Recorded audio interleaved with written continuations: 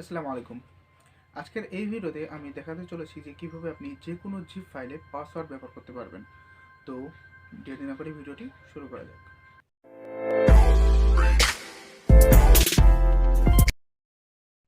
তো এর জন্য আপনাকে প্রথমে একটি অ্যাপের প্রয়োজন হবে। অ্যাপটি আপনি প্লে স্টোরে পেয়ে যাবেন। তো প্লে স্টোরে যাওয়ার পর এখানে প্লে স্টোরে গিয়ে লিখবেন jet archiver, jet ARCHIVER, jet archiver. তো এটা লিখে যে অ্যাপটির রেজাল্ট শো করবে সেটি হলো এটা। তো এটাকে আপনাকে ইনস্টল করতে হবে এবং এটার সাইজ বেশি না।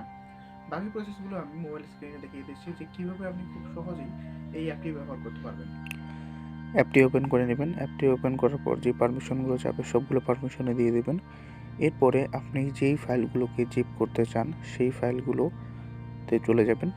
যেমন ধরুন আমি এখানে জিপ করতে চাই।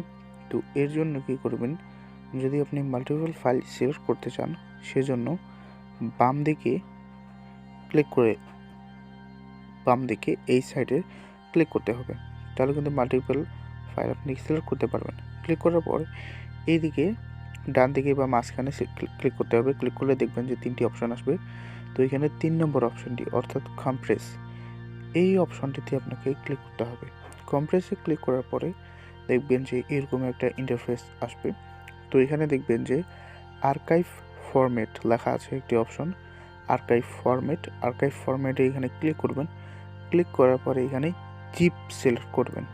জিপ সিলেক্ট করলে কিন্তু আর্কাইভ ফরম্যাটটা এখানে জিপ হয়ে যাবে। এরপর আপনি চাইলে কিন্তু আর্কাইভের এখানে নাম দিতে পারেন একটা, এবং সবশেষে যেটার জন্য আমরা ভিডিওটি করেছি অর্থাৎ পাসওয়ার্ড, আপনি এখানে কিন্তু চাইলে যে কোনো পাসওয়ার্ড দিতে পারেন। আমি উদাহরণ হিসেবে 1234 এই পাসওয়ার্ডটি দিচ্ছি। তো আপনি চাইলে যে কোনো অন্য পাসওয়ার্ড দিতে পারেন। এরপর নিচে আরও 2টি অপশন দেখতে পাচ্ছেন, delete source file after compression, অর্থাৎ যেই ফাইলগুলো আছে সেটাও কম্প্রেস করার পর অর্থাৎ জিপ করার পর ডিলিট হয়ে যাবে। অথবা সেকেন্ড যেটা আছে ক্রিয়েট সেপারেট আর্কাইভ, এটা আপনি সিলেক্ট করে ওকেতে ক্লিক করতে পারেন। তাহলে কিন্তু খুব তাড়াতাড়ি এই ফাইল যেটা আছে সেটা কিন্তু জিপ হয়ে যাবে এবং পাসওয়ার্ড সহ। তো এইভাবেই খুব সহজে কিন্তু পাসওয়ার্ড আপনি আপনার জিপ ফাইলে যেটা আছে সেটাতে দিতে পারেন।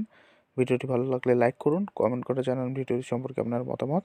এরকমই নতুন নতুন টিপস ট্রিক্স এবং টিউটোরিয়াল পেতে নিচে থাকা সাবস্ক্রাইব বাটনটি থেকে চ্যানেলটিকে সাবস্ক্রাইব করুন এবং পাশে থাকা বেল আইকনের অল নোটিফিকেশন অন করুন। ধন্যবাদ।